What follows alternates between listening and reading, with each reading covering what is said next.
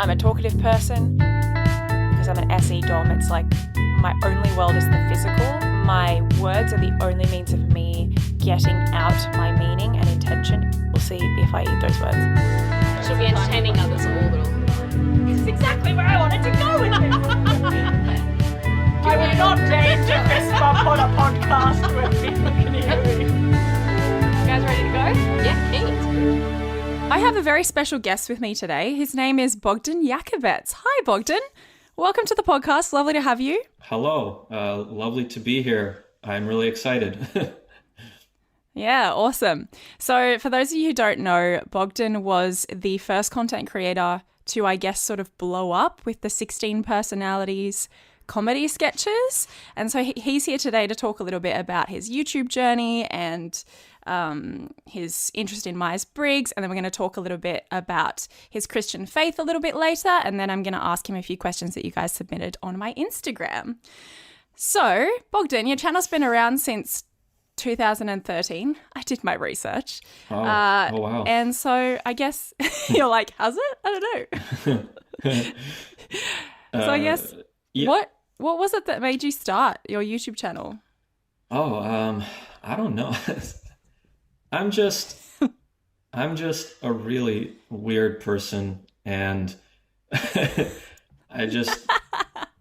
I'm just really not feeling something, I'll just, even though it's totally irrational, I'll just stop because it's too hard or something, or I'm just not feeling it. This is pretty funny because I just said start, but you heard stop because of our accents. Oh, you said start. I said start. Yeah. I said stop. I heard stop. Exactly. That'd be a weird first question to ask. So what made you stop? This is the most important question. Yeah. No. Okay, so should we? Okay, so should I re-answer? Well, I'll ask the question again. What made you start your YouTube channel? Well, I mean, I just I first just started it just because I wanted to just like make videos and like short films and things. I went to film school for like 1 quarter, and I had gotten out, and so for a while I was like, what do I do? Like, I just want to do something, I want to like make something. And so I just like kind of started making videos, and the first one, like you said, 2013, which is great, like, man, so long ago, but 10 years. Yeah. The first one that I did, and it wasn't like to try to have a YouTube channel or something. I was just like whenever I wanted, I had some idea, and then I just wanted to make something, to make a video. And so that's what I did for a while. I'd post like 2 videos a year or something, just like whatever idea it was that I would get, I would just work toward it and make it. And it was like 2 videos a year or something. And then like one day, I was sitting around at home and I was bored, and I had this idea. At that time, I really got into like the Myers-Briggs stuff, and so like it's something that I was thinking about like constantly. Like, no joke, I was just reading about the different personality types, and then moved over to like cognitive functions. Reading about those, and then like I started watching a lot of videos about like personality psychology and like introverted versus extroverted, all that kind of stuff. And so I was thinking about this stuff a lot. And then one day I was just like bored at home, and I was like, oh, I have this idea for a video, and it was just really simple, basic idea, just like the 16 Myers-Briggs types talking about something. which is so Yeah, I remember that video. which is so like the most basic thing, right? So yeah, and then I just made that video, I put it up, and then I noticed that it started getting like a lot of views and a lot more, and so I just made another one. I think the second one was 16 personalities at a restaurant. Yeah, I think that was the second one. And that one also started to get a lot of views, and I'm like, wow, maybe there's something to this. And so I just started making those videos, and then the subscriber count was going up, like growing really fast, like just a ton of subscribers. Like that, I'd get like 50 emails a day of like, this person subscribed to you, this person, and which was crazy to me at that time. I was like, whoa, this is so cool. And so I was just like, yeah, I'm just gonna keep making videos. That's what I did, and then so that's how I started. Yeah. Did it intimidate you when you started to see the numbers increasing? Yeah, I did. I get easily, I guess, not so much intimidated as overwhelmed. Definitely, like at first I was like, wow, this, like, what do I do? And I had kind of like this anxiety, like what other videos can I make? Like I have to sit down and start writing like jokes and things and content and all that kind of stuff. So yeah, at first it was kind of, but I think mostly I was just like very excited about it, and so I just really just wanted to make these videos. Yeah. So it wasn't that bad. And you seemed to throw yourself into it pretty hectically. Like you were uploading pretty frequently. Were you doing work of another kind at that time, or were you kind of at a point in your life where you had the free time to fully invest? Yeah. I was for a long time before that, I worked pretty much like construction jobs, sort of on and off for years, several years. That's like the only jobs pretty much that I ever had, and like so I was just I just got off a construction job. Like I just pretty much left and was like, nah, I don't want to do this. I'm gonna try to look for some other kind of work. Like I wasn't working, so so I decided, like, well, let me just try making videos or something. And so then I just started making videos and I started 2013 and stuff. So for a while I would still like go back to work and things and just make like a video a year and stuff. But then the most when the 16 personalities thing started, I had just got off a construction job, and then I was just like sitting around and like, oh man, what do I do? Like I want to do something. I want to make videos or whatever. And then I did, and I made this video. And so, yeah, from there, so I wasn't working like a day job, so I could just, devote my time to the 16 personalities videos. You did this series that I really liked, which was the each of the 16 personalities in an elevator. That was such a cool concept. How'd you come up with that one? Oh, there's a cool story behind. I had someone, one of the people who watched my channel, messaged me on LinkedIn. I think it was the first, messaged me on LinkedIn and was like, hey, I noticed like you live in Seattle or something. Like I also live in Seattle. If you want to like hang out or something, that would be really cool. And I was like, oh, okay, sure. Why not? I don't know. Maybe this would be cool to hang out with someone who like watches my videos and stuff. So we did. And he was like a really cool guy and really smart, like a really smart guy and really cool. And during our discussion, he gave me this idea, like you should do like 2 of the personalities are in an elevator. That would be so cool. And after that day, I was like, okay. And that's how Yeah, nice. And that's how that started.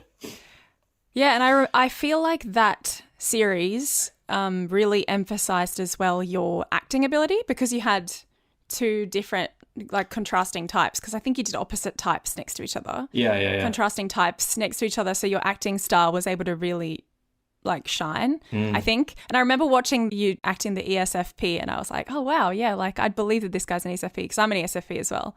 And yeah, I appreciated that you had that range in acting ability. So did you have a background in acting, or was it mostly the filmmaking? I mean, from watching movies. I always wanted to be an actor, and like at one point when I was a kid, I asked my parents like, can I be an actor? Like, please, and they were like, no. And but yeah, so that was always like a dream of mine to be an actor. I mean, still is. Like, it would be really cool to like act in movies and films. You know, if that's a dream of mine, but I just, you know, not sure how I'm gonna get there. But when I was in high school, you know, they would do like plays and things. There would be a drama club, right? And that would put on plays and shows and stuff like that. And I was like, so like I hated that. I was like, oh, these the amateurs, you know, like, yeah, putting on. I'm never gonna go to the drama club, even though I had like the desire to like be an actor and like be in movies one day and things like that. But for me, like the drama club's below me. Yeah, it was. I was no. I mean, I was a very. I felt superior. Like, and I had this complex. I had a lot of pride, and I was like I thought all the other kids were dumb and stupid and immature. You know what I mean? Like, you know, just like that's kind of just how I grew up. Like, man, these kids are so immature. They just behave so poorly, and like they don't listen, they don't do anything. These kids are so dumb, and so I felt in some way, you know, like superior to people in general. It's just kind of, you know, I had a pride. So yeah, that wasn't good. Now I kind of regret not joining the drama club and doing that, because that would have been like something that would have, you know, paved the way more into, you know, a career in acting or something. And so yeah, regrets. Yeah. I mean, that's very humble to admit that, though. I feel we all went through that. We all suffered from pride, from like an inflated sense of ego or pride when we were in our teens, I guess. Yeah. But yeah, I feel like high school for sure, because I was definitely one of those theatre kids. I was just a theatre kid through and through in high school. And oh, really? I've always loved acting, and I found that being part of the drama clubs or whatever was particularly good for improvisation, because they do all the improv. Oh, wow. And I feel like to be a good actor, I don't know, I haven't fully thought this through, but I feel like to be a good actor, you've got to be able to improv, you know, because that shows you're embodying the character in some sense. Speaking of which, I was watching your channel this morning in preparation for our interview, and I saw a recent upload where you were like, how old people talk or something. And I was wondering if that video was mostly improvised. No, it was a little bit of it was, yeah, but no, mostly written out. I'm not good. I've line I have been getting good at improvisation and things. Just, you know, it's kind of shocking actually to think, because maybe this is just a result of like doing it for so long and making videos and acting, trying to improvise, trying to think of things on the spot or just take things in a different direction. Maybe that's the result of it, is that I've sort of become like more able to improvise well and just think of things just on the spot. Kind of surprises me sometimes. But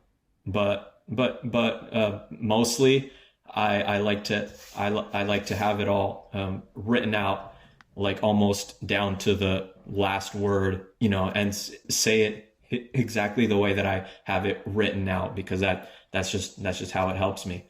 But there are some videos where I don't write anything, and we just improv, and then that's it, because like the video will be something that doesn't require too much like written out, like scripted things.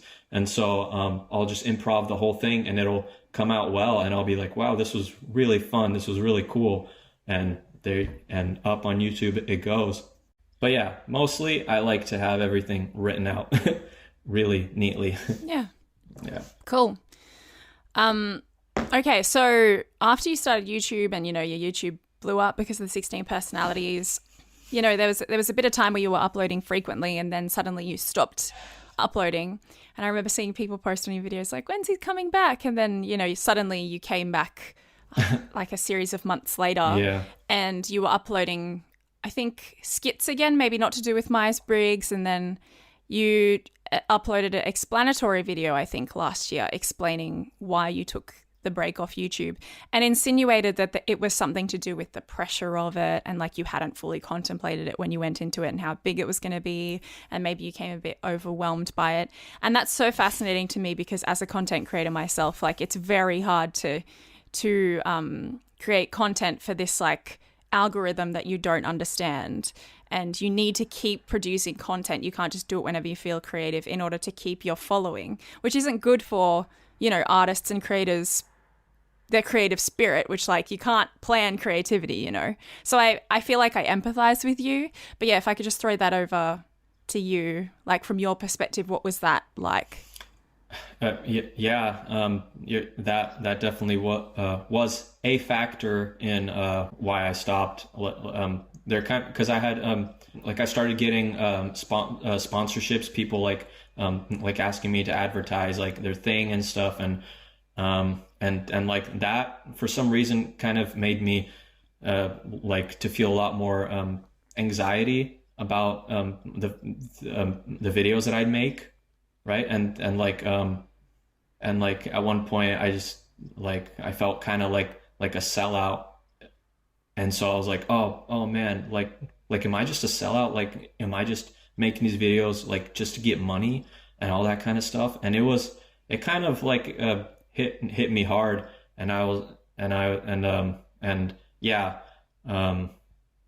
not sure if that was like the only thing that really got me, but just overall in general there was like this pressure and that I felt, or just like this sense of anxiety, like what if I keep going and I keep growing and things, and people ask me like to advertise more stuff, or like to make an ad for something that I don't really believe in, right? Like just to get money and things like that. Like would I ever do that? I didn't want to do something like that, and so I was just kind of got into this like bad spot and was like, you know what?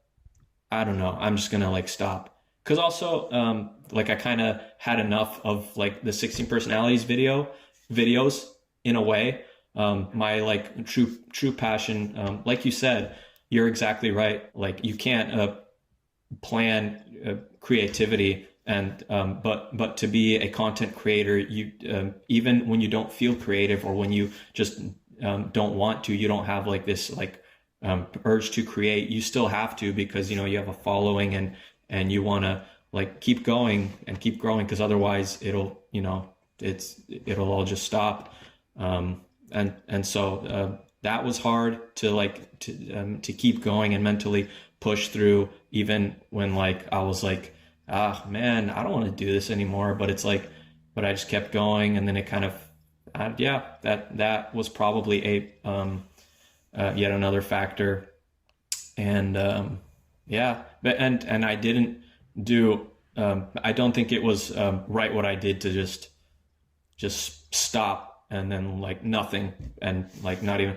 But I was, like I said, I'm just a weird person, and I've like I don't really know how to go about these things.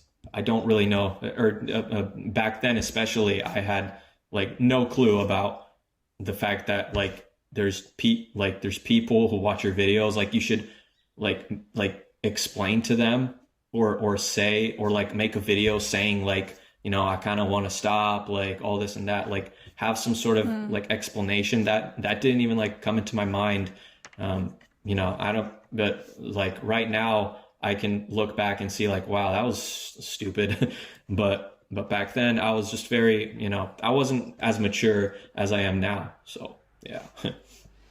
Yeah, I mean, you could argue about that, because I think it's all well and good to feel like, oh, maybe I should have done it this way. But at the same time, I think, taking a break was the right thing for you to do at the time. And I've seen other content creators, like much bigger ones, who just disappeared indefinitely. And you could argue, yeah, it's right to do like a sign-off video or whatever, but people don't, at the end of the day, like people don't know what it's like really to be a content creator and the pressures that come with it. And like in this world that we live in, people are very pro prioritizing your mental health. And I think, yeah, people weren't like, I don't think people were like angry at you for doing that. And I think it was in your right. Like, I think, I'm sure, mate, like, did you get some feedback that's what you should have done from someone? Oh, no. No, I never got like someone telling me like you should stop or anything like that. No, I mean like you should have explained why you stopped. Yes, I believe so. I believe there was like, can you explain like why'd you stop making videos and things? And so, but for a while I was like, nah. And then, after I grew up, I was like, I should probably do it. I should probably explain.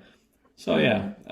I think it'd be one thing if I guess these subscribers were like paying you personally, like you entered some kind of contract to be like, you will pay me and I will upload this much, but people are subscribing on YouTube, like they don't know what it's really like, and you're the creator, and it is really hard. Like those initial stages of YouTube when you start to get a following. I remember the first 6 months for me, I was just I was a wreck. Like I was a mess. I didn't know how to deal with the numbers. I didn't know how to deal with the emails, like the influx of people telling me. I felt like this weird pressure to do what the people wanted. I didn't have healthy boundaries. There's all the, the negative feedback, the hate comments that come in, and no one's there teaching you how to navigate that, so there's a whole world that people don't understand about being a content creator. And I think you did the right thing by coming back and giving your explanation, like that's all you can do. Yeah, you're totally right. I got a lot of strange emails, because when you first start, it's like, it's not that big of a deal. You're just like, oh, I'm just making videos. It's so fun. Like the road is wide open, right?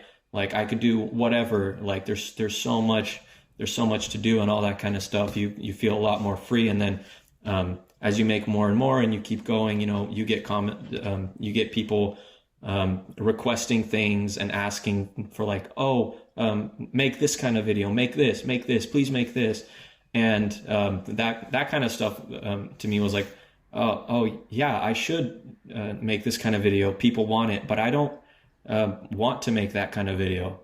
So like, do I do it? Do I not do it? And so that wasn't like a really helpful thing for me. Like I just didn't know how to deal with that stuff. I'd probably be a lot better now. I'd just be like, oh, that's interesting, but like, I don't want to do it, so I'm just not going to do it. That's it. And like I'm just like I would just stop it at that. But back then I was like, oh, people want this, and they want this and they want this, but I don't feel like doing that stuff. And that was also, I think, a factor in kind of why I stopped too. Yeah, 100%. I remember at the beginning I had this weird belief. I don't know where it came from. I had this weird belief that I should be replying to every single email I get, and like that's what I owed people. And so you get those weird emails, you know, you get people requesting certain things, but then you get weird emails from people being like, I love you, you should date me. Stuff like that you just did not ask for whatsoever. Or like even weird, like even more weird or like messed up stuff. And in the early days, I felt like it was the right thing to do to reply to them. And it's as you said, like these days, I absolutely don't give those emails the time of day, but you know, no one's teaching you how to navigate those things. And it does take a massive toll on it can take a massive toll on your mental health for sure. Yeah. Especially you, I mean, you're a female, you're a female content creator and attractive. And it could definitely I could definitely see the struggles with that and how it would not help you to want to keep going, making videos. Yeah.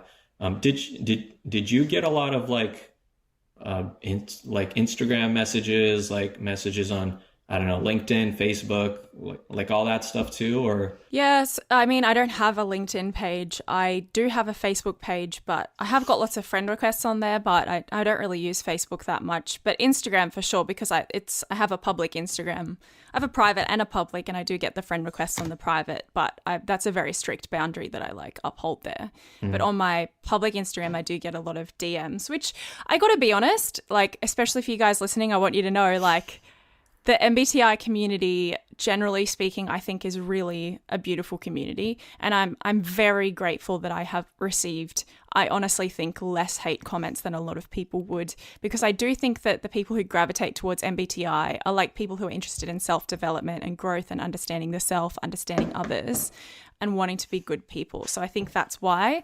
But yeah, on my Instagram, I have definitely got weird DMs, really... uncalled for DMs.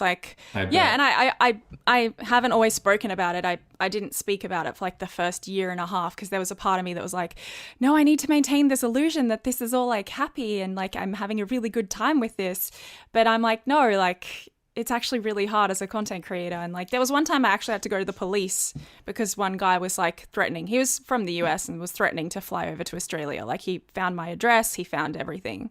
And I went to the police and I was like, this has happened, help me. And they're like, we can't do anything about this. This guy lives in the US.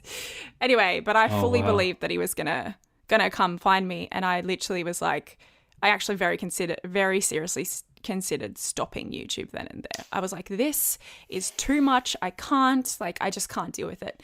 But then through the grace of God, I was able to see the positives of YouTube and all the beautiful people. It's always the negative stuff that you hear louder than the positive. So yeah I totally understand that toll on the mental health that it takes, not just with creepy stalkers, but even just hate comments in general. It's a lot. Oh yeah. You're absolutely right about that. Yeah, so you definitely know how it feels. Just like you said, your mind goes to the negative stuff and almost, just it sticks to the negative comments, and then you forget about the fact that 90% is good, but there will be that one bad comment, and it'll just make you to want to quit everything and everything. So that was one thing for me is 99% of what people said was awesome, great video, really cool. And there will be one person that was that wasn't that accurate, on this personality or this personality.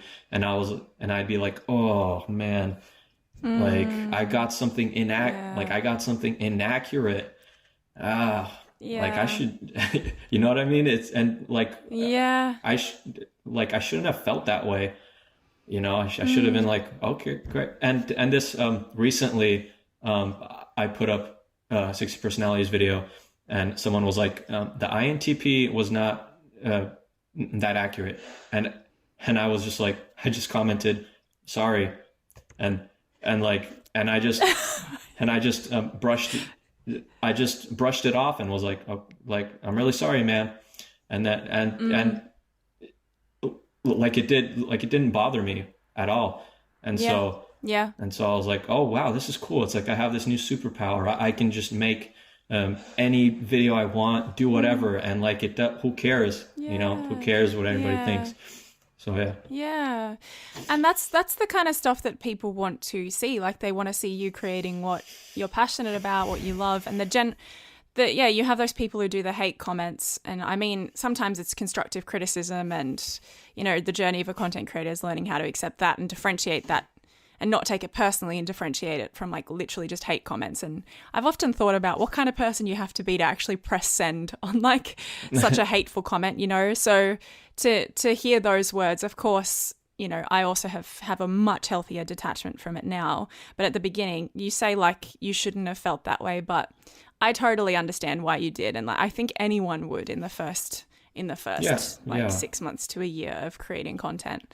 Yeah, for sure. But when it comes to the hate comments or like the negative comments, which you did mention in your explanatory video, like what kind of, because I'm super about like healthy boundaries and detachment on my podcast and on my channel and like self-development and growth.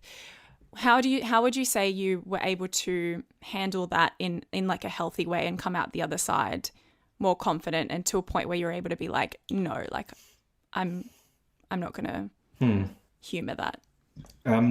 Not sure. I mean, I just, like I said, after I like stopped the YouTube channel, when I got into it back again, like a year and a half later or something, like I just felt like a different person, right? Like I grew up a lot more, I mean, you just, you go through life, right?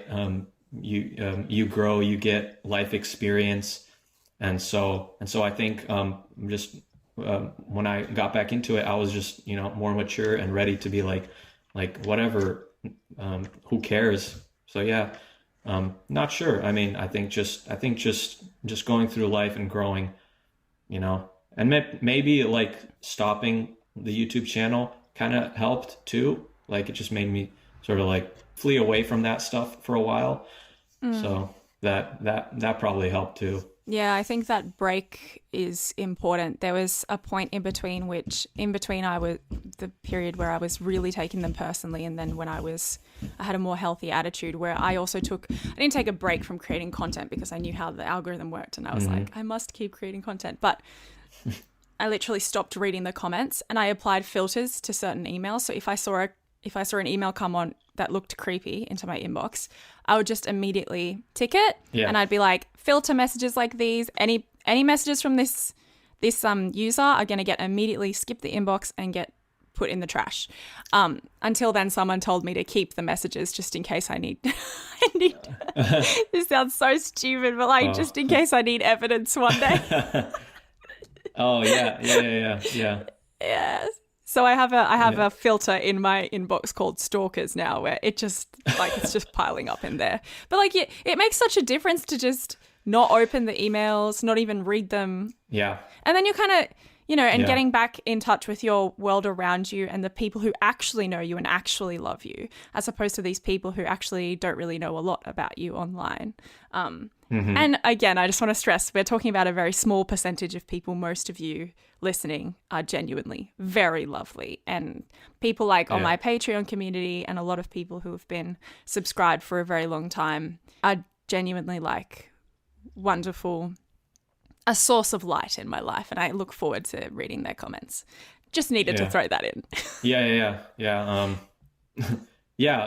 Most people are awesome, and they write you really good stuff, really good comments and emails, and it's a blessing. It's just what it takes to create in your mind this barrier, this wall to just be ready for anything, and then just to see it and to actually read the message, read the email, and just have the virility to just be the fortitude of mind to just be nope, not gonna bother me, whatever, it takes a lot, and that's something that it does. I'm still not I'm not there by any means. I'm not there, but I think by growing in life, you get there where you're who cares about this person's crazy. I'm not going to take this to heart or whatever, you know? So yeah. Yeah, 100%. So do you have any regrets about stopping your YouTube channel? Yeah, I do. I think I should have kept it going. It just been more. I don't know. Been a little more disciplined, and just been a little more. I don't know what's the word. Just more mature, and like because I think that I could have like kept growing and just kept doing videos, just kept doing what I liked, so yeah, definitely regret that. But I get, you know, it happened. I believe that it was God's will. You know, it's awesome to be able to say that to, like, you know, to a fellow Christian here. Like, it happened, you know, it's in God's hands. It happened. You know, he has a plan. And so, you know, maybe this was, 100%. You know, to grow me in some way. I don't know, but, you know. Yeah, well, it sounds like you have grown in a lot of ways. Yeah. You know, you said in that hiatus, you did a lot of growth and growing up, to use your own words. So, but 100%, yeah, I definitely agree with you there. Have you, how long have you been doing your channel? Since I started the channel in 2020, and I uploaded a few videos just during lockdown because I was a theatre kid who was not able to theatre, and so I made videos and uploaded them. Oh. But like I used the formula that like you and Frank James were using, because I was so interested in Myers-Briggs, and I just uploaded them to my private Instagram just to entertain my friends. And then they were like, why don't you try to put these on YouTube? I was like, sure. So I did. And for like 9 months, I had like 30 subscribers. And then randomly, and it was actually, you'll appreciate this story, it was actually at a time where I actually didn't know where my life was headed. I was like praying to God every day, like, please put something obvious in my life to let me know like where you want me to go, like where you want me to follow. I'll do whatever you want, basically. I was finishing my master's in theology at the time, so like I was about to submit my thesis. Wow. And so after that, like I didn't have anything lined up. Like, you know, I was single. I didn't have anything tying me to Australia. Like, I didn't have a full-time job. So I was like, I'll go overseas. I'll join a religious order. I'll do whatever you want. God, just tell me. Yeah. And then, And then on the 15th of January, I submitted my thesis. And then literally 4 days later, the videos that had been sitting on my YouTube channel exploded in views. And I mean, like, exploded. Suddenly it was like 20,000 views a day out of nowhere. Wow. And I was like, okay, God, is this where you want me? Like, is this what you want me to do? And so I just leaned into it, and I've been doing it full time for 2 years now. And it's, I absolutely see God's hand in it, like 100%. It's helped me so much in my identity with God, accepting my personality, because I'm using the natural gifts that God's given me, the gifts of like entertainment, which as an ESFP, I have that gift naturally. And like, the emotional maturity and the emotional intelligence that I have, which is also a gift from God, I'm able to utilize on the channel by talking about interpersonal relationship dynamics. So I totally see how this is God's will that the channel is happening for me.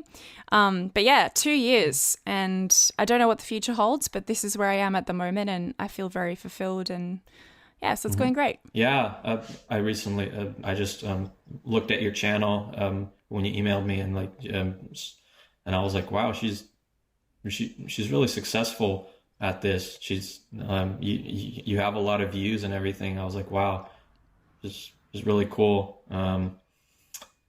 Yeah, so keep making videos, I guess.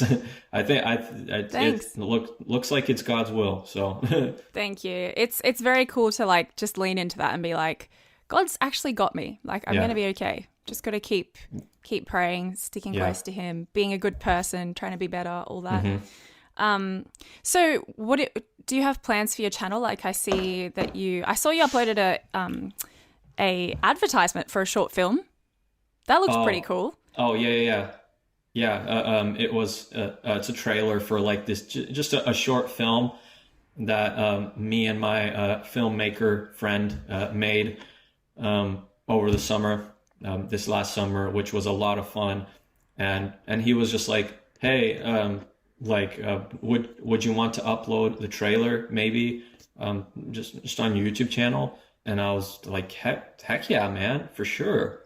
And so yeah, I didn't, because like it would have kind of helped him out, just to get a little.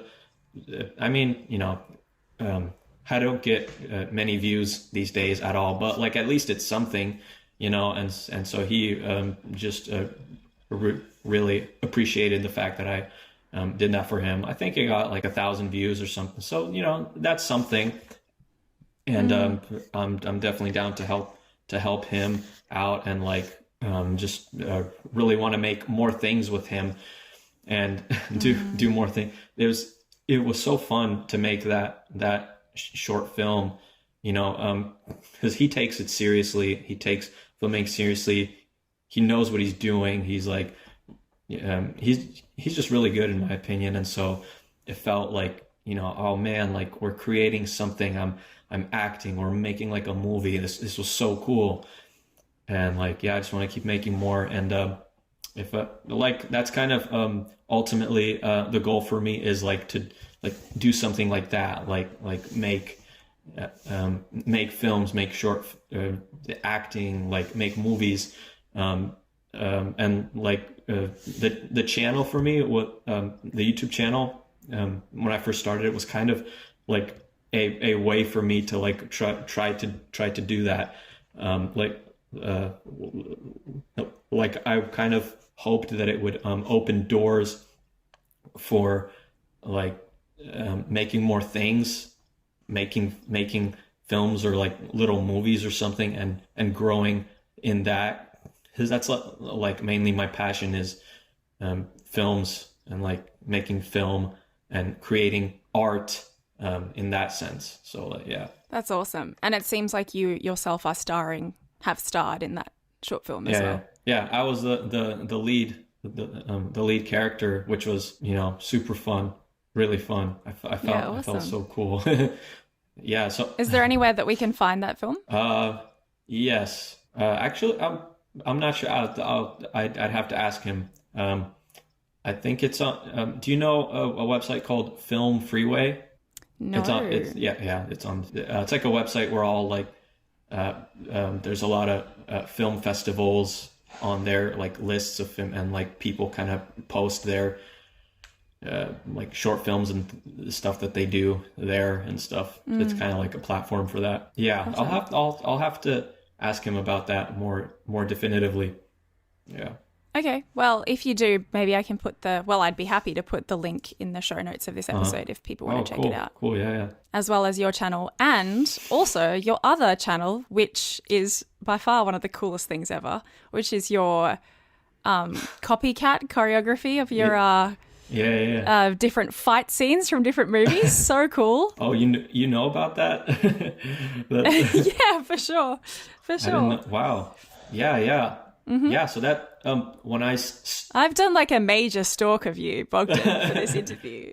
Yeah, at least that's one person. I'm just kidding. Yeah. When I first stopped the YouTube channel, I started doing that, and really wanting to do that, and like making those kind of videos. It's like action videos, and like that's another passion of mine is martial arts and things. I grew up watching like Jackie Chan and stuff, and so I was super into that. I even made little videos with my friends on our little Samsung like flip phones, like fight videos. Like I got my friends together, and I'm like, okay, you punch here, I'm gonna duck, and then I'm gonna jump off this thing, and that's what I was doing as a kid. And now like history repeats itself. I'm doing it again. I'm just a bigger kid Aren't we all, really? Yeah, so Yeah, that's honestly so cool. You guys have to check that out. That is, yeah, I couldn't believe the effort that must have gone into that. yeah, they're really hard to make. I really want to keep growing that channel, but it's just like it takes a lot of prep to make. I make like two videos of those a year, but if I could, I would be making them like all the time because I just love doing that for some reason. It's like a little niche thing, you know. I have a blast doing it, and so I would do it all the time. But you know, yeah. That's the struggle of content creation. Like, you have an idea and a vision as a creator that you just want to execute, but you have to wear all the hats yourself. Like, you have to do the whole thing for yourself. You have to do the camera and like the lighting and the editing and everything. And it's like, God, I just have a team of people doing this so I can just create my vision. Oh man, yes. I have really wished that so hard sometimes. Like, can I just have like a group of people at my beck and call, just with no lives? I can call them at any time and they'll just do this for me. I don't have to pay them. No, of course, we believe in paying people for their labor, but yeah. No, but that's the other thing. Like you said, like you as an artist, you know, as a creative person, and you are too. Like, you have the vision, but you know, oftentimes you don't have the money. You know, so it's like, because some ideas you can't. Like, it's not enough to just like sort of like make like a little short video, like just in your house, kind of putting on like like an outfit that looks like the character, something like you kind of want to go beyond and like do something really good, and but it takes a lot of money, right? And so and I'm like, man, you know, like, and I think that there's a term for it, even the starving artist syndrome, I think. It's like, I have felt, the starving artist, where he wants to make a living doing his art, but cannot because, you know, it doesn't bring in the money. So he's starving living, but he's an artist. So that 100%. Yeah, that. I mean, that really hits home with me. I'm not sure. Is it? Well, I mean, because right now you're doing like pretty good, right? I mean, you have a good following. Your views are good, and like, did you ever feel that way? Like, you're an artist, but like the starving artist syndrome, where like you. Oh, 100%. Like, even on the weeks, like, it happens pretty regularly because, again, you've got to create every week, but you're not always inspired. So even just the idea of, I just want to act these roles. I have these characters in mind that I want to act, but it involves like, in between each shot, I have to like set up the tripod and like make sure the view is good because I don't have really expensive equipment. Like, I don't have one of those things that I can like sight the view of the camera. So I have to like take a practice shot and then go look to see if it's okay, and then move the tripod, you know, a centimeter left, and like to make sure it's good. And, you know, and it's like, oh man, these things, like, I just want to act, I just want to create, but all these little things are in the way. But it's good. It's like, I'm not complaining about the situation. It's I'm very, very blessed to be able to do what I do. And but I mean, at the same time, like, the AdSense revenue isn't enough to work full time as a YouTuber with a channel of my size. But, really? And the sponsorships are great, but they're so infrequent. It's like mostly the Patreon community, like these people who believe in me, that allow me to do this as much time as I do. But even so, like, I have these really big concepts for ideas, like videos that I should have made a long time ago as a musical theatre person, such as 16 personalities dancing, or like 16 personalities in a musical, or, you know, these other big ideas that I have, like 16 personalities in a zombie apocalypse, which I saw you already did. And I watched your video and I was like, oh, touche, he's managed to do it without all the makeup and the zombies. But in my head, I'm like, I want to do that with makeup and zombies. Like, I want to make that like Yeah. intense. That's a concept that I would like to go full ham on. And with the dancing, I'd like to have multiple camera angles because like I was a dancer for most of my life. Like I want to do different styles where I can like rent out a studio and actually choreograph dances for it. You know, I have these Wow. big visions, but Yeah. you know, it's just not feasible. So I just don't do those concepts because I'm like, one day I'll leave them for, you know, one day when I have enough money to do them. Oh, what so you dance? Yeah, I've danced for most of my life. Yeah. Really? How what kind of dance like? I mean, you name a style and I've done it at some point. Really? But Really? my favorite, my favorite all-time style is probably contemporary. I like how expressive you can be in contemporary. Yeah. And I was paid to do K-pop dancing. Like when I was in university, I made money doing K-pop dancing for the Korean Cultural Office of Australia, which was cool. I did that for 3 years. That was a lot of fun. I did live performances of like K-pop songs. Oh, wow. Yeah. So that was, I guess, when you say what styles have you done, that was one I did. Like I would work like sometimes 20 hours a week on that style of dance, if you want to call it that. But yeah, I've done lots of different styles. Wow. That's impressive.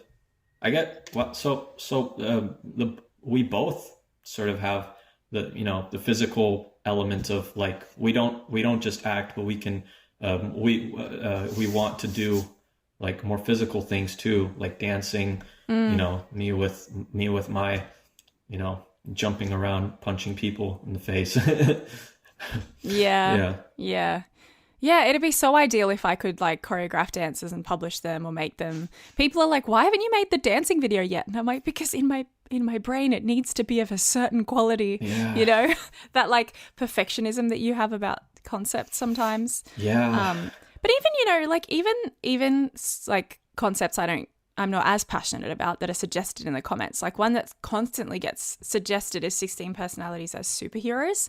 And I'm like, okay, like either I Photoshop like costumes onto me somehow, or I need to be spending money on like 16 different superhero outfits, which is expensive, you know? Yeah. And you want to do it justice when you're like a full-time YouTuber who's been at it for 2 years and you need to be getting better in quality. Like you don't want to be sitting there with like a painted on costume or something. Yeah. I don't know. Maybe that's just my perfectionism.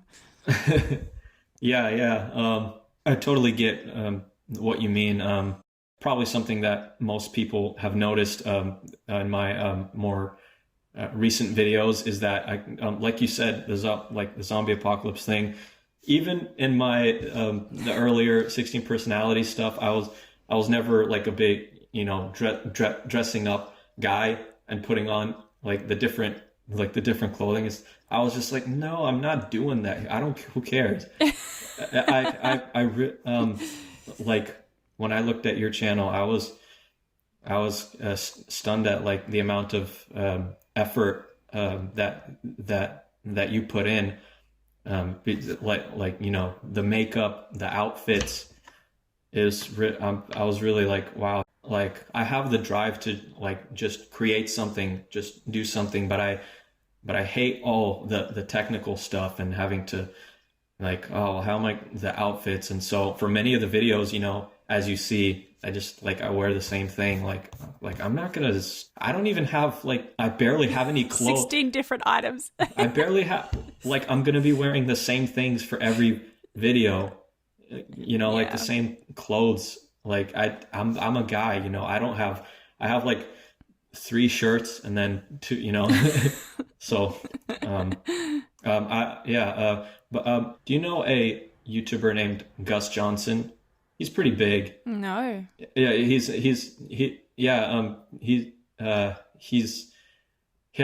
a really big following. And he makes the videos he makes.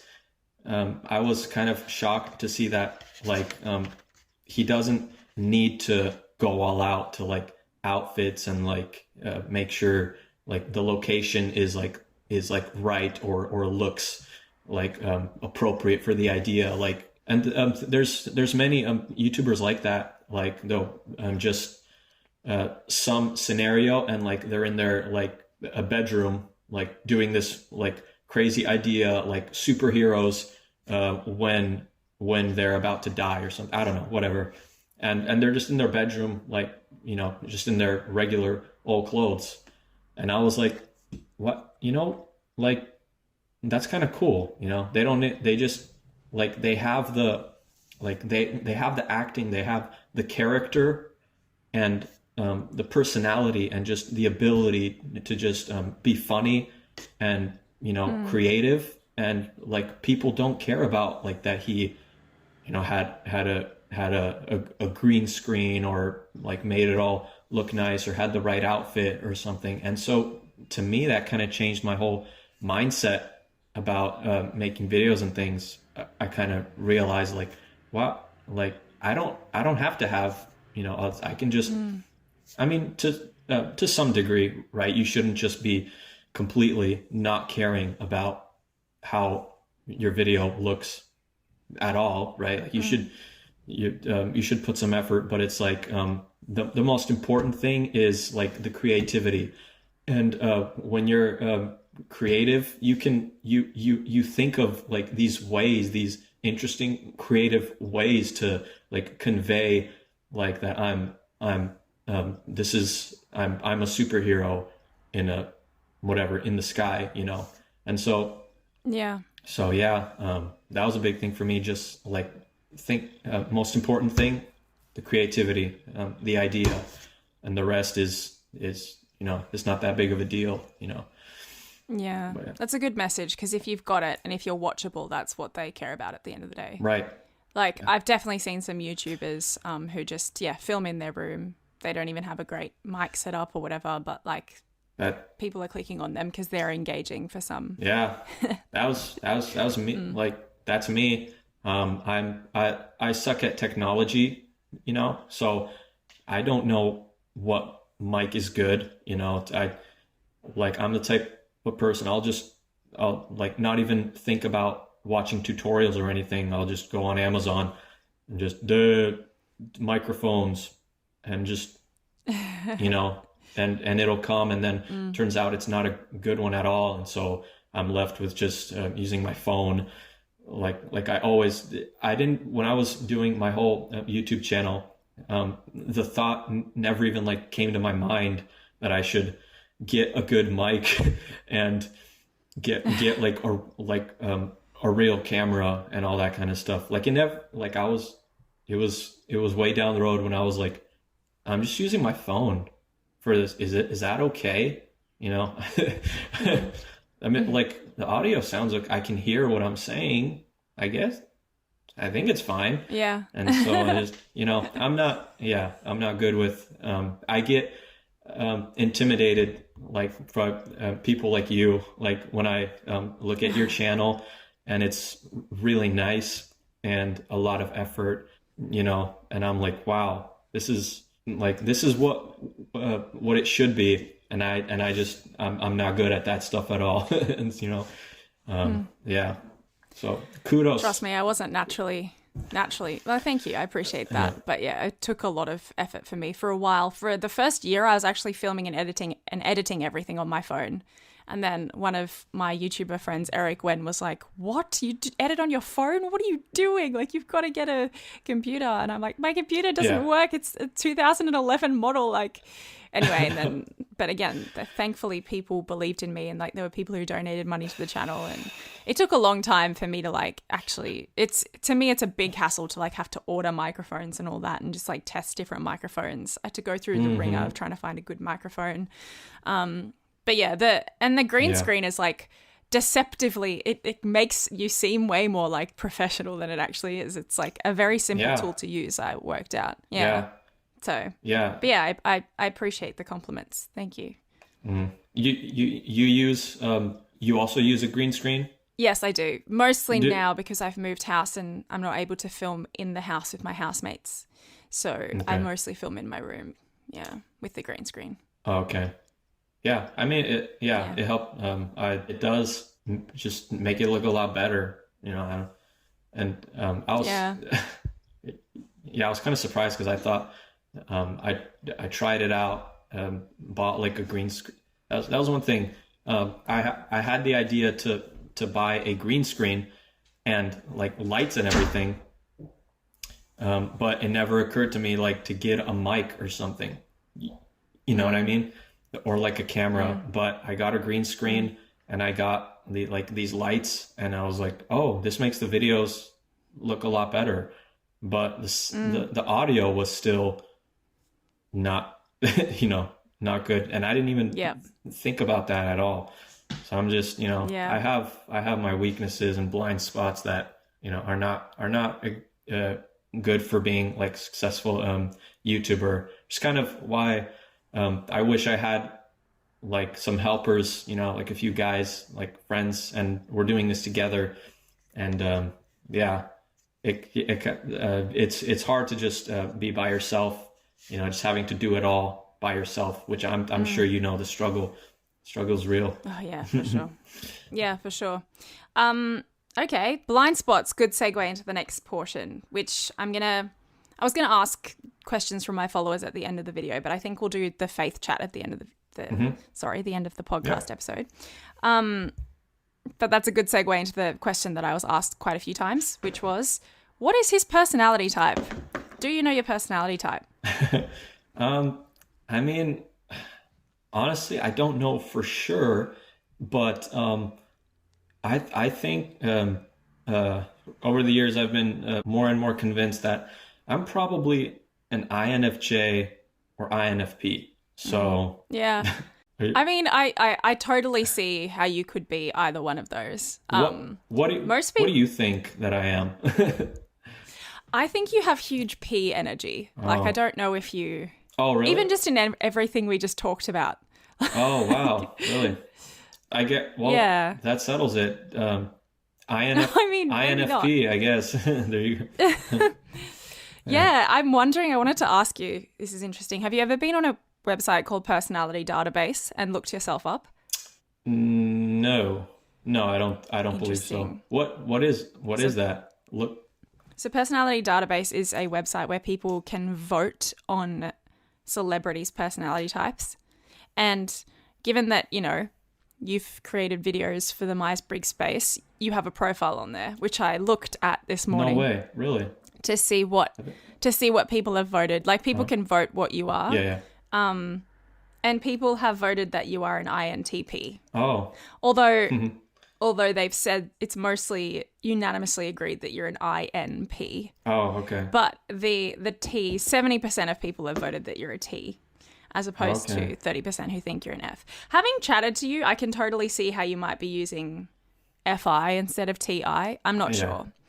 Because I don't know you well enough, but I just thought that was interesting. Like, a lot of people think you're an INTP, but there's a lot of people who also don't understand type and don't know you personally. So yeah, going back to like my high school feeling superior days, I think almost everybody doesn't really know what the cognitive functions really are. Yeah, and I'm like. For sure. And I'm like sometimes they'll be like, no, he was like being really INFP there, or I don't know, whatever they'll say something. And I'll be like, no, that's just. But everybody probably has that.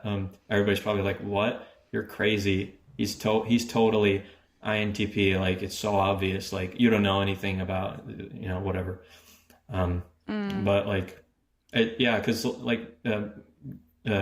For me, like I used to read a lot about, I read, like I tried the cognitive functions and like what they are. And like I tried to memorize the descriptions of each trait so that I could just have it in my mind, so that when I'm observing people, watching people, I can just type them really quick. That's one. I like to just like watch people's behavior.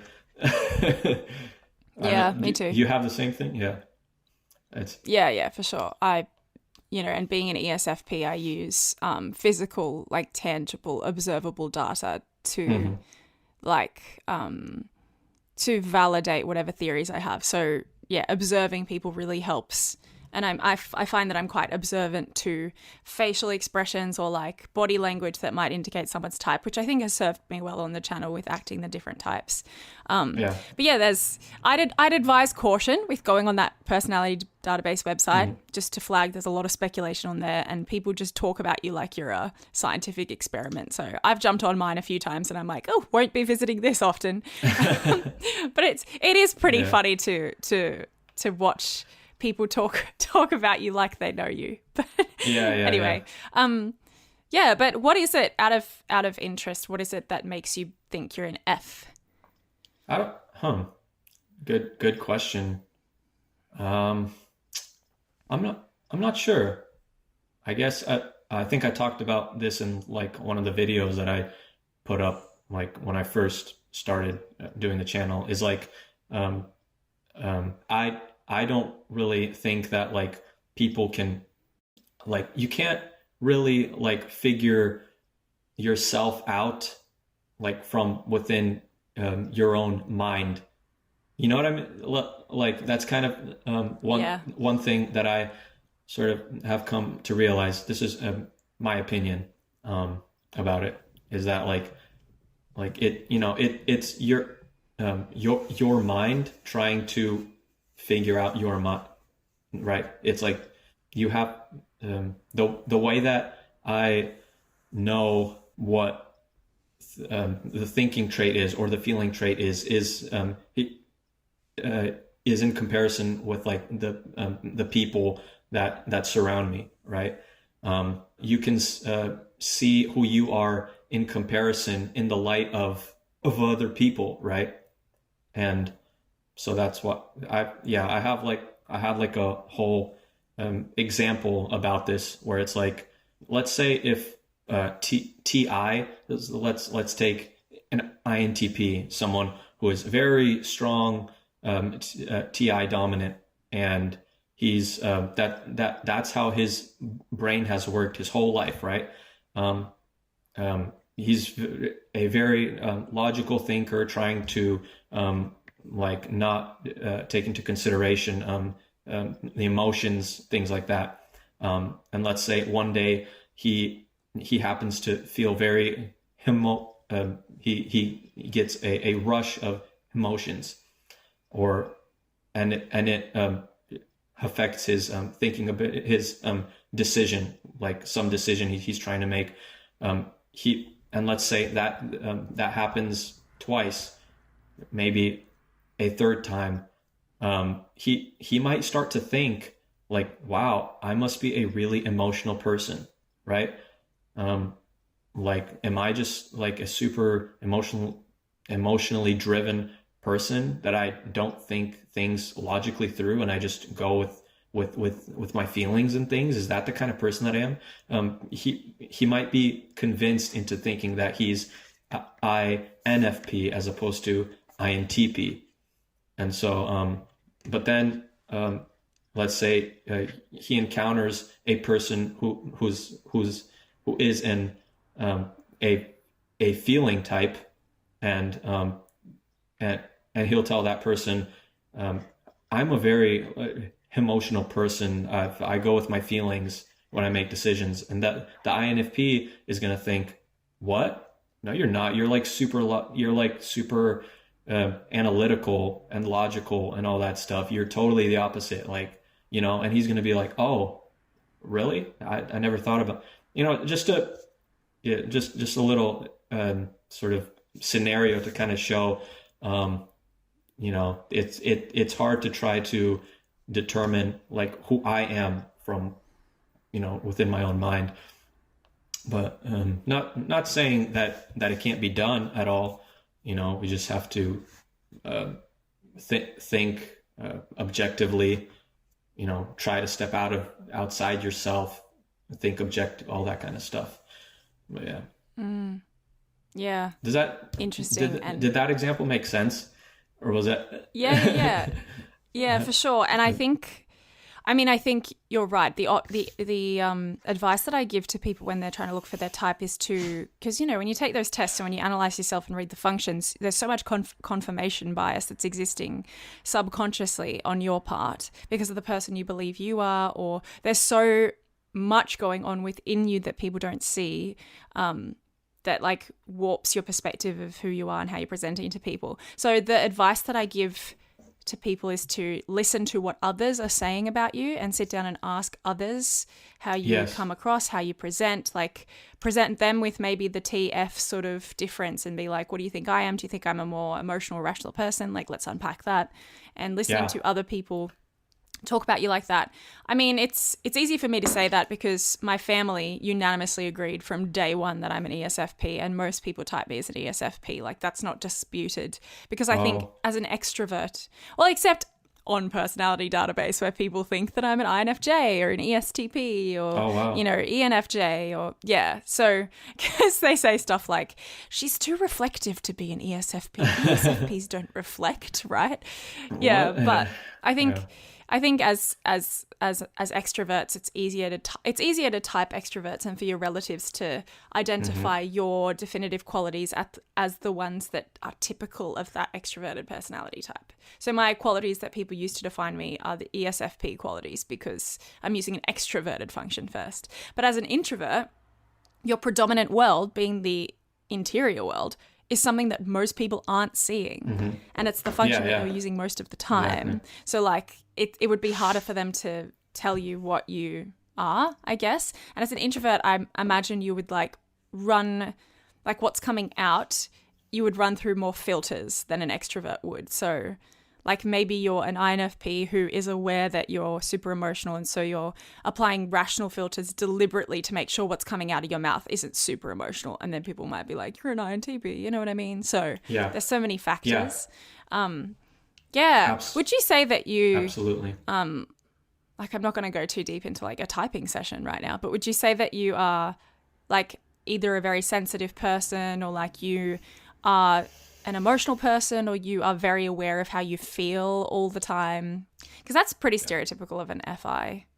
Yeah. If you're always aware of your emotions. Yeah. I would say so. Yeah. I would agree to that. Great. But I mean, like for me, it's hard. I don't know. I kind of like at this point, like believe like I'm just every type. Screw it, you know. Like, you know, I don't know because the classic. Because I've tried like ask people like who do you think that I am? What personality type do you think that I am? All that kind of stuff, and tried to think about myself, and try to step out of myself, and all that. And like I'm like, well, I do this a lot, but I also do this a lot, which seems like contradictory. But then I also do this a lot, which is a whole nother thing. And then like, you know, who am I? So like, that's true. I mean, maybe I'm just like an INFP that's like very developed or something, you know. That's another factor is I think, you know, as just like you said, as we grow, we like we learn more, we get more life experience, we learn more about ourselves and all that, and so then we can we're conscious about the things we do, our traits, the way that our minds work, and we can put those kind of filters to like block out certain things in certain situations, just like you said, which I think is totally true. Like, and so like it's really hard to like say like at one am I just like due to life experience, did I learn to like suppress this trait or something, or is that not the case? And I'm just like it gets really hard to start trying to like explain the human mind, like the human mind, and you know, just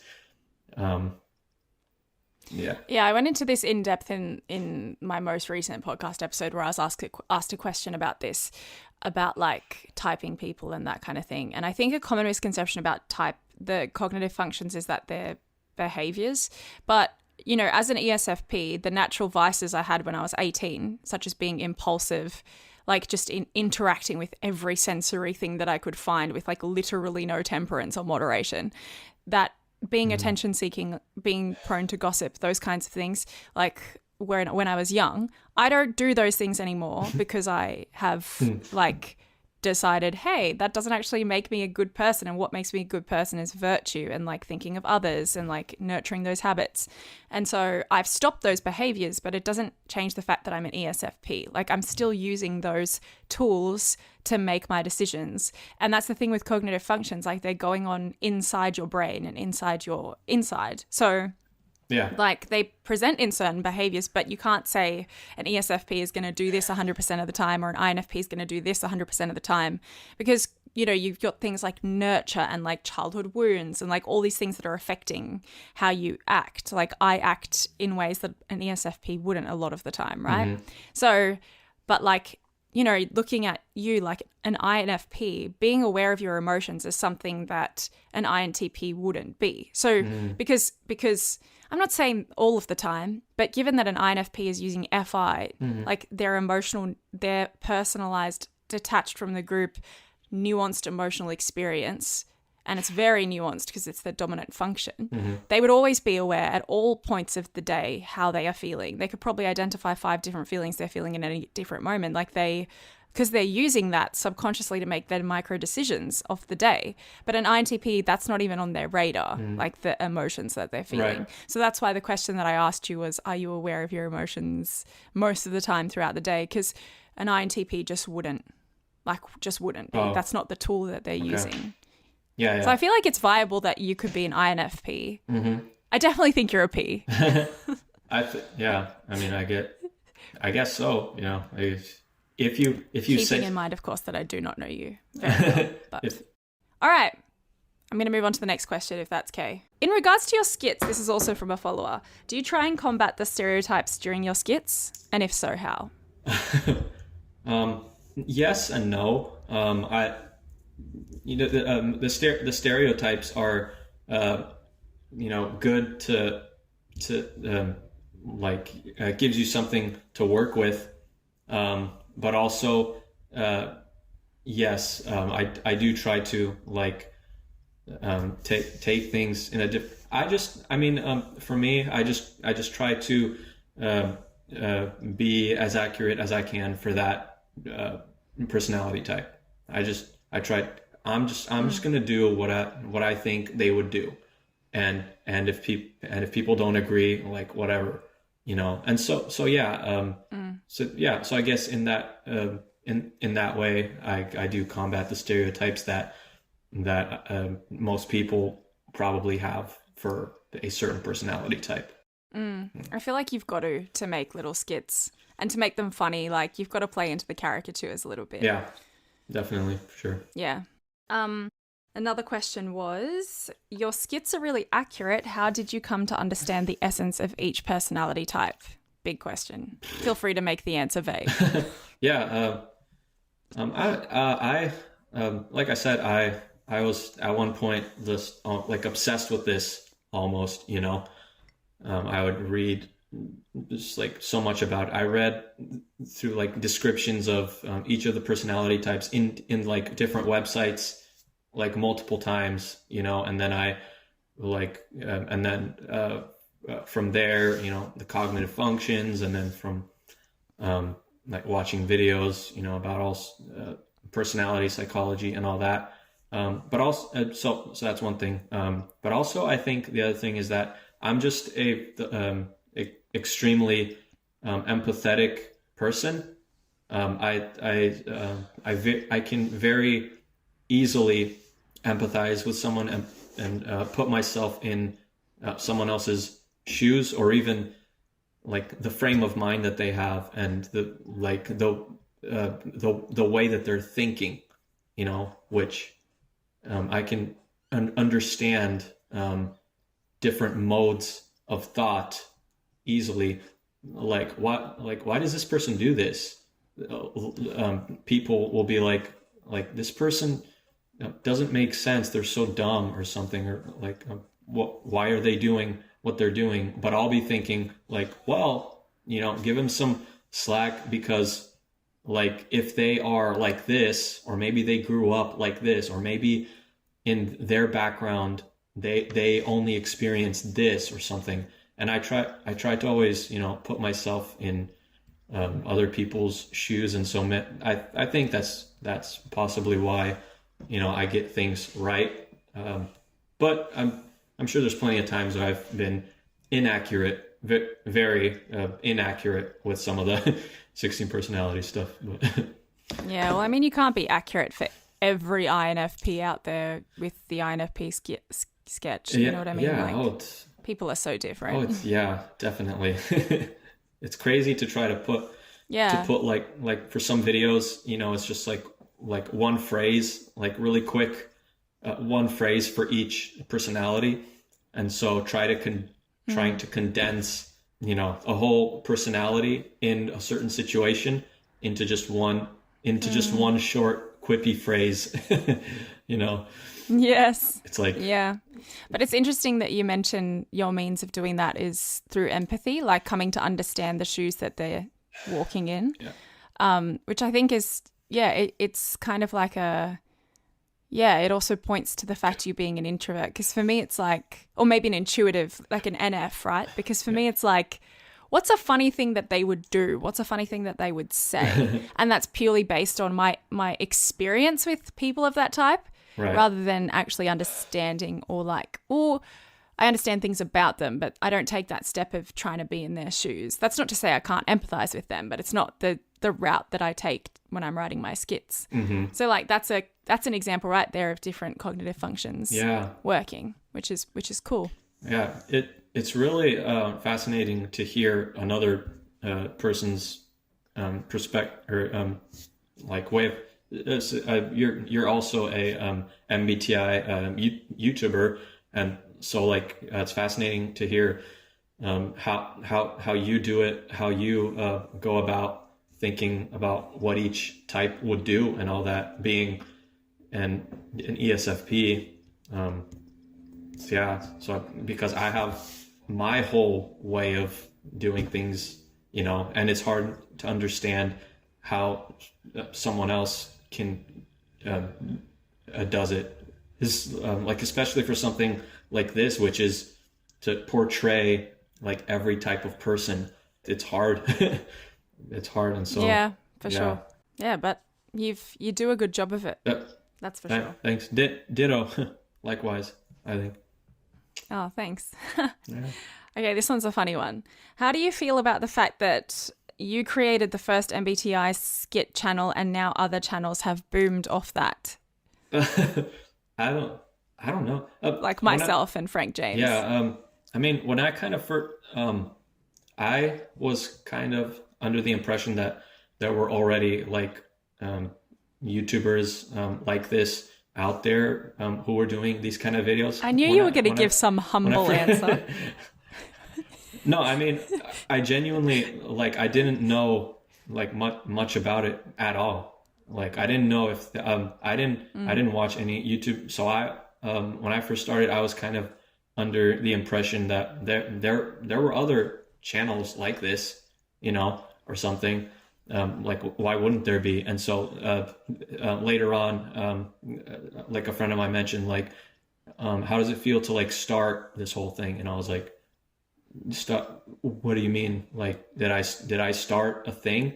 And yeah, I mean, and they were like, yeah, I mean, you kind of thought of the idea of the MBTI, and I felt so cool in that moment. I was like, wow, this is really cool. I felt, proud thoughts. Yeah. But no, 100% you did. Yeah. You really did. And I know that Frank James has mentioned that you were inspiration as well. And even in my early days, I had a commenter. This was in the day I was replying to comments and taking them really personally. A commenter was like, "Why are you ripping off Frank James? Like, get your own content." And I was like, "Actually, my inspiration was Bogdan. Thank you so much." Oh, wow. Wow, that's 100%. Yeah, see. Thanks. That makes me feel really good inside. I'm glad. See, that's the thing. Like they thought you were, basically like ripping off someone, but that totally wasn't the case. It was something else. So I mean, don't get me wrong. I am very much inspired by Frank James, and he and I have chatted, and he's great. Yeah. Did you ever do a collaboration with him, or? We have discussed it for a long time. It's in the workings, but I think we're both working on our channels. So it will happen, but it hasn't happened yet. But I have chatted to him. He's a really, really nice guy, and has really helped me through some of those struggles that I mentioned before about being a YouTuber that other people just don't understand. So yeah. And he is a massive inspiration for me as well. Yeah, he knows what he's doing. He got really successful, and he just he boomed, like you said. It's I see where this question is coming from though, because I listened to, and you're seeing the complete fruits of my stalking that I did of you before this episode, which was you did a podcast episode on Frank's podcast a while ago. Yes. Yes. And on that, it's so funny because in the podcast he's asking you, "Hey, I've got this idea. For a 16 personalities clip." 16 personalities at a job interview, which he mentioned you'd already done. And then he then went on, he's like, "Maybe I'll make the video." And he went on to make the video. And that video got like millions, or like at least 1 million views. And that's sort of how it boomed. His channel boomed. And now he's got 1 million subscribers. So I understand where this question is coming from. Like, how do you feel about the fact that... I mean, I don't know. I mean, it was just crazy to see that... because when I first started talking to him, he wasn't I forget the kinds of videos that he was making. Not sure, I forget now, but it wasn't like the 16 personalities, like skit type of videos. I don't think. And so and so he was making a lot of INFJ type videos. Like talking about like INFJ and so all that kind of stuff. And it was just crazy for me to see that same thing that happened for me with my sort of formula is like what happened to him. It was crazy to see that like this like formula, this thing which just works, but it is hard to do. It's still not easy. You still have to make it good, and you have to know the personality types. You can't just, but yeah. 2 more questions from my followers. One was, how do you personally get along with your opposite type? And given that we're not 100% sure of your type, I mean, if you're an INFP, your opposite type would be ESTJ. I do. TJ, yeah. I do kind of feel like that is my opposite. I don't. Yeah, I mean, it is. Growing up, it has been the people that I now know of as the ESTJs. Like thinking about me growing up and talking with them and that kind of stuff, and being around them is like kind of explains like why I didn't get along with them, and like why. There was like this sort of conflict because they're just so I don't know how I get along with ESTJs. I think I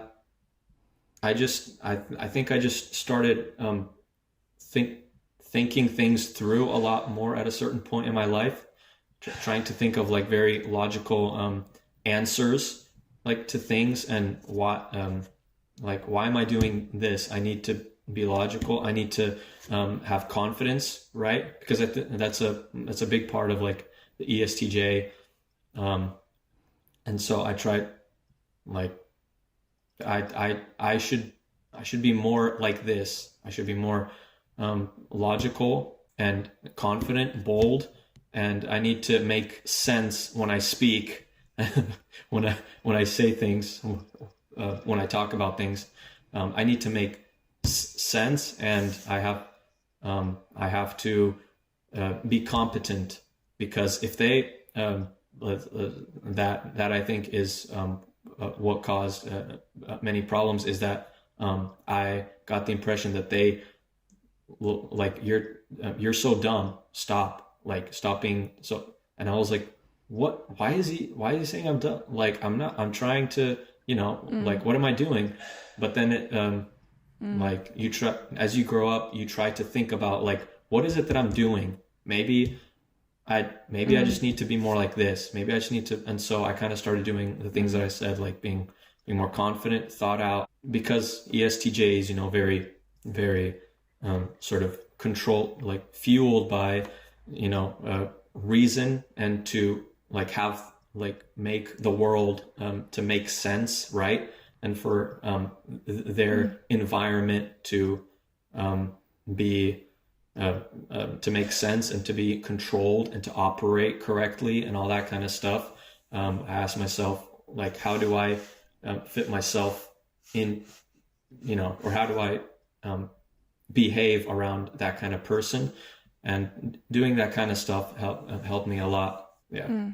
I think that's awesome that you, rather than, because the question was, how do you get along with ESTJs? And you could have taken that as like talking smack about the ESTJs and saying, oh, I find them really hard or really bossy or whatever. But you immediately took that question. You were like, how can I be better? Like, how can I take our differences to know how I should, act around them? Or like, where could it be on me to sort of fill the gaps there? Yeah. Which is a testament to your character and your growth, which is fantastic. Oh, I always say it's good to use Myers-Briggs as like a tool for growth rather than like an excuse for your behavior or to, look down on others. So yeah. Good example. Yeah, and this isn't something that I would have been able to explain, like, back as a kid growing up with these kinds of difficulties with people and socializing and all that kind of stuff. But like, after getting into like the Myers-Briggs stuff and learning about the different traits and all that, it really made me to see like they're not just being a prick, they're not just being a douche. They're like maybe, it's just like a personality trait that, they can't help. And so I need to try to understand that. So that helped me a lot in my also growth, to understand people, to socialize with people. So yeah. Fantastic. Good answer. Thank you. And then lastly, how do you type people in your life? Do you type people? Oh yeah, all the time. Yeah, it happens like subconscious. It's like background processes happening in my mind as I'm going about doing things. I'm always just thinking about, why did that person say things like this? Why did he do that? Why did he walk here?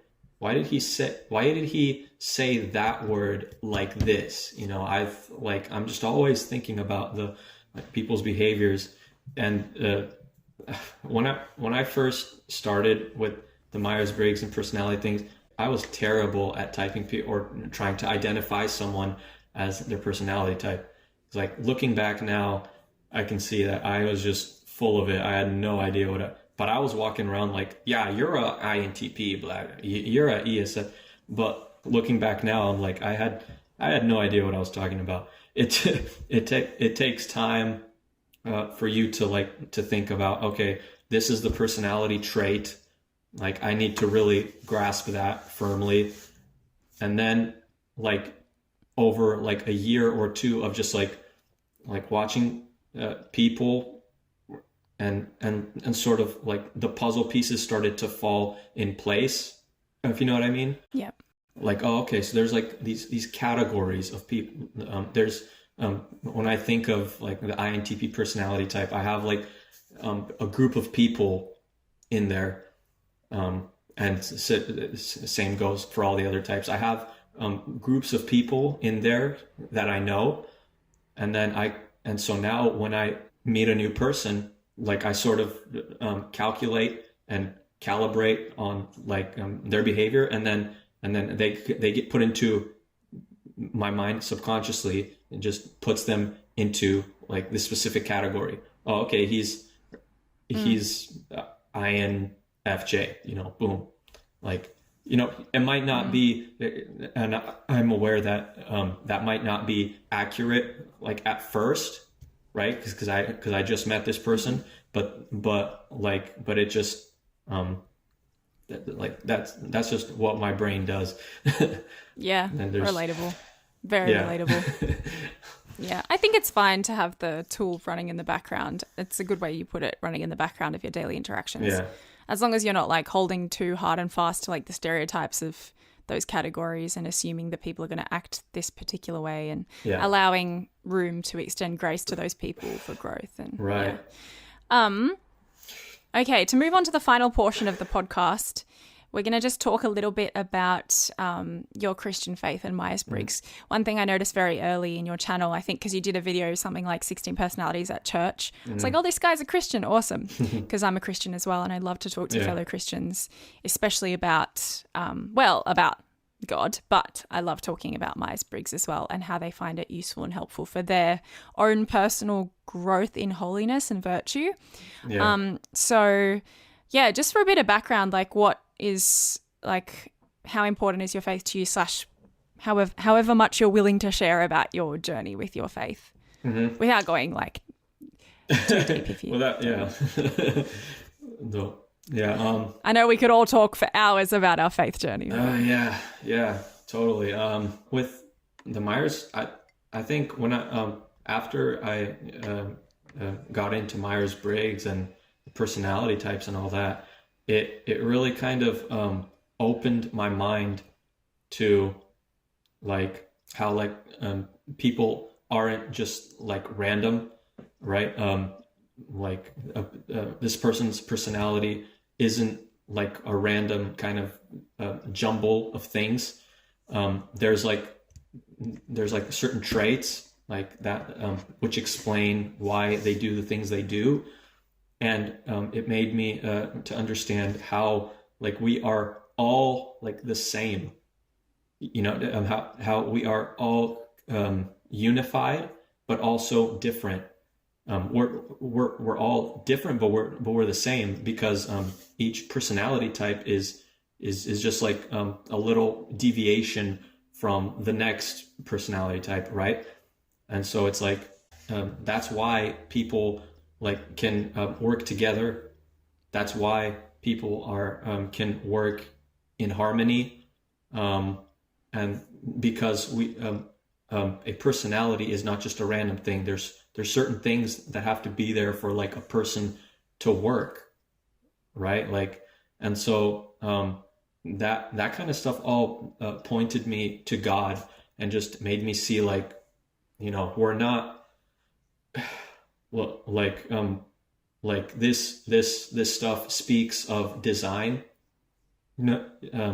It speaks that like there's something, someone created us to work together, right? Like the different personality types and traits are in harmony with one another, and so that really just made me turn my focus to God, and just like, wow, how like made you to appreciate the way He created people.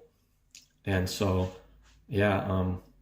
because like I don't think it can be explained like with the secular atheist naturalistic view about just how we're all like just random like things, right? Like there's design, there's like differences, but sameness, unity. And so that's what I'm trying to get at. Yeah, and that each different personality has like a role in the greater picture that God is trying to paint for us. Yes. and like seeing other people, because we're all part of, you know, the body of Christ, like as a church, right? So it's like, you know, being able to see the different gifts that people offer is like opening your mind to the full picture that God's trying to paint. Yeah. You know, because he created the FE function, he created the TE function, he created all this. So he is all of those. Yeah. I'm not trying to say that, I'm not trying to type God. I'm just saying he is, those are all parts of him, right? Yeah. So there's a whole picture he wants us to see if we're open to seeing it and interacting. And that's why as humans, we're so relational and why relationships are so important. Right. Sorry, I ask a question and I can't help but like interject my own opinion. No, that's fine. I think you raise a really good point. What personality type is God? Oh, goodness. Probably INTJ, I think. I'll say no, I'm kidding. That's it, just casually typing God. Yeah, like it's such a bigger discussion. I'm pretty sure he's no, I'm kidding. No, I just no, it's just a joke because it's just funny to me because to me the INTJ personality type is like the best one or like the smartest one, the smartest one like that. Yeah. I respect the INTJ is like the king. I know they say the ENTJ is the king of the personality types, something like that. You know, the ENTJ, they're like the top dog. They're the, you know, but to me, it's the INTJ. I think that it's the best. It's the best type. I mean, it's they're the ones secretly pulling the strings. Right. Yeah. I mean, you know, it's more like I'm not being like totally serious about that, but it's just, you know, the joke. Yeah, of course. Yeah. No, we are not, just to clarify, we are not definitively typing the creator of the universe. No, we're not. Like you said, we're just joking. I think you put it like he's all of it. He's everything, right? Yeah. You know what I mean? He's all the. They're a part of him. Yeah. I think that's a good way to put it. And he's trying to show us that picture, so like we'd best be open to it. Yeah, exactly. Yeah. Good explanation. And that's really cool that's what drew you into a deeper relationship with God. Mm-hmm. What about on the daily in terms of like practicing your faith? How has Myers-Briggs helped you with that? I'm not sure. I think when I first like got into the Myers-Briggs stuff, it more drew me away from my faith because I was so obsessed about it and would read about that constantly and think about that than I would ever, you know, I was just like, so no, I'm just kidding. But like,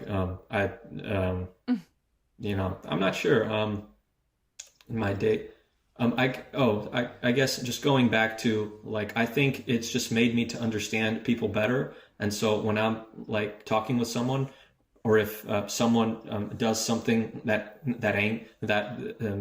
annoys me, that in the past I would get frustrated by, I can now just be like, oh, like they're not just doing that like just to be annoying. They're not dumb. They're not like trying to be mean. That's like that's how they are. That's how they work. That's the traits that they have.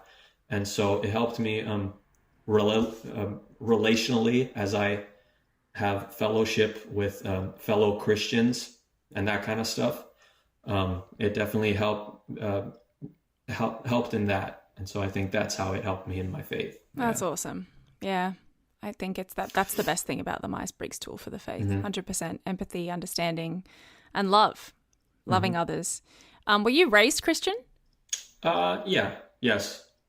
For the most part.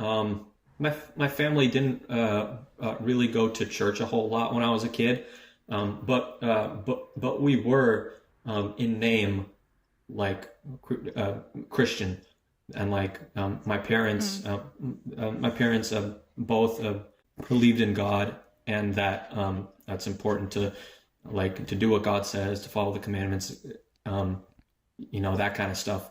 But you know, we still had very many problems, and it wasn't, you know, till later as I started getting into the teen years where I really started to be serious about it and like, you know, thinking about it for myself, and like to not just be like, oh yeah, I'm Christian, you know, but to actually seek a relationship with God for myself more, you know.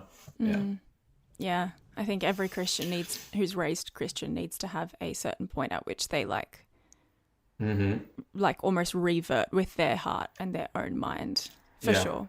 Exactly.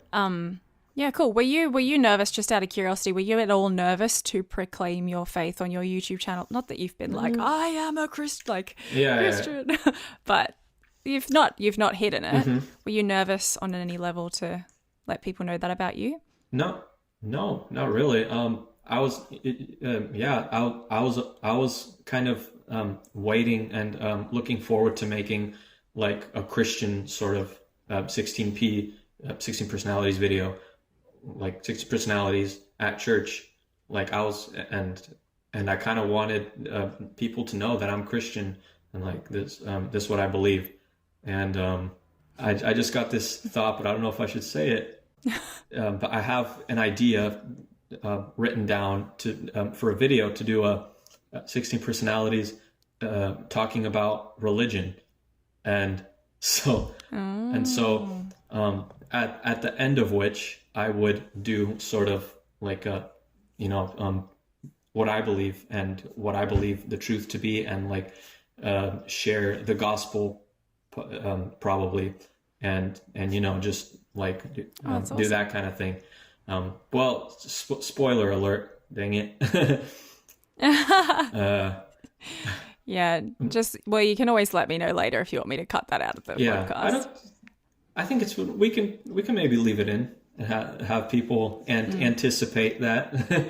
No, I'm not sure if I'm ever gonna. I don't know what the future holds, like what videos I'm gonna make, or if, you know, how often I'm gonna make videos, or, you know, I'm kind of like needing to get some kind of like job right now, you know, to make money, because it's like, you know, so like, you know, how am I gonna like balance work and making videos and things? Am I gonna so yeah, I don't even know what I'm gonna do. Yeah. Well, I think that's really admirable and great that you have that desire to proclaim the gospel, which, I mean, we should as Christians, but that you don't shy away from doing it on your channel. That's really cool. And I think it's a good, like, you're playing an important role for Christians who are more shy about their faith. I think you're being a good witness for them, which is awesome. Yeah. So kudos to you for that. Oh, thank you. Yeah. Yeah. I really want to get around to making that video, but just not.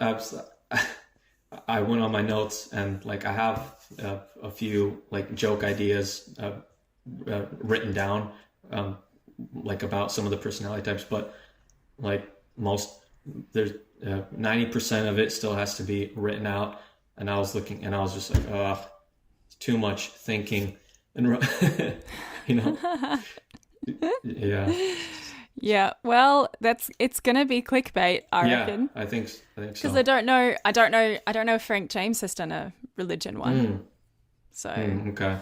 Yeah, it's potentially controversial. So yeah. Yeah, For you'll sure. get a lot of clicks. So that's probably. Yeah. Anyway, For which sure. is great. Okay, final question of the podcast is just a general piece of advice you would give to anyone who's using the Myers-Briggs tool in their life. That's a really good question. I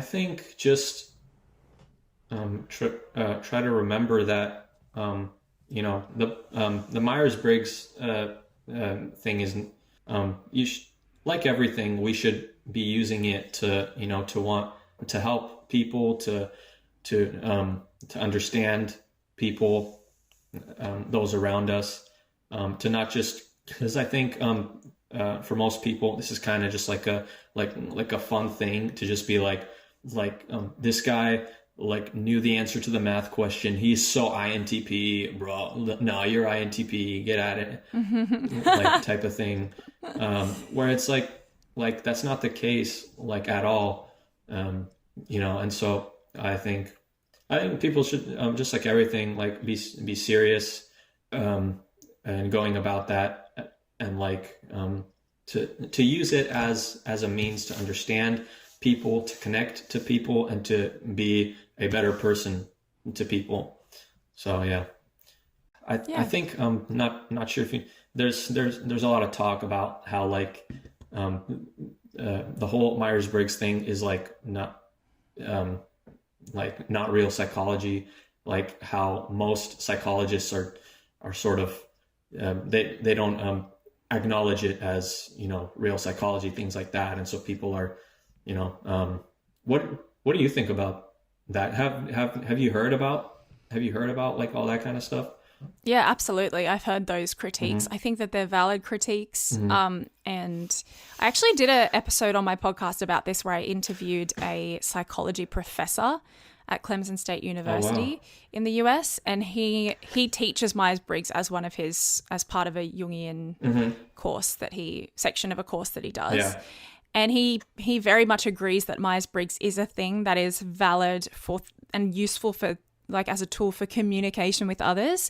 But he says the reason why the psychology community can't get on board with it fully is because it does not have predictability and reliability, in terms of testing outcomes. Like, you can't say that INFPs are going to present 100% of the time as this. Like, it's a thing, as we said, that exists within your brain in terms of decision and like how you're making your decisions and perceiving information, right? So because it doesn't have predictability and reliability in like a prescriptive way, like how certain types behave, it can't be used as a legitimate tool in the psychology community. But that doesn't mean that people who are into psychology or psychologists or have studied psychology overtly disagree with it, because Dr. Ben Cotterill, who is the professor I interviewed, was saying that he very much uses it. He also types people. He uses it in communication with his friends, people in his life, to help his relationships.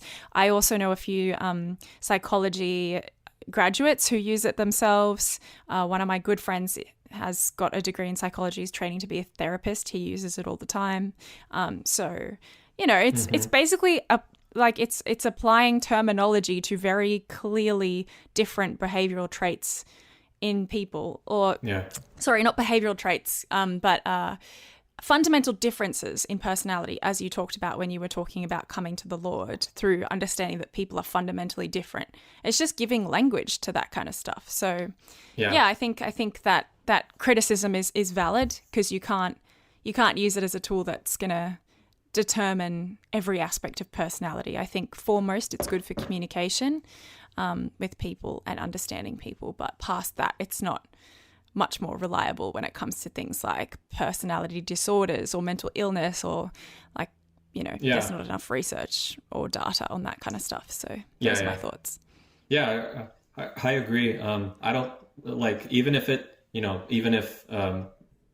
like it's totally discredited, you know, by most psychologists or something, like to my mind, you know, that doesn't mean that like, because all it is just like saying, you know, there's like, these are kind of the different ways that people, you know, behave, just different personality traits, and like that's it. Like, you know, there's just different types of people, and this person kind of is like this, behaves like this person kind of behaves like this, you know.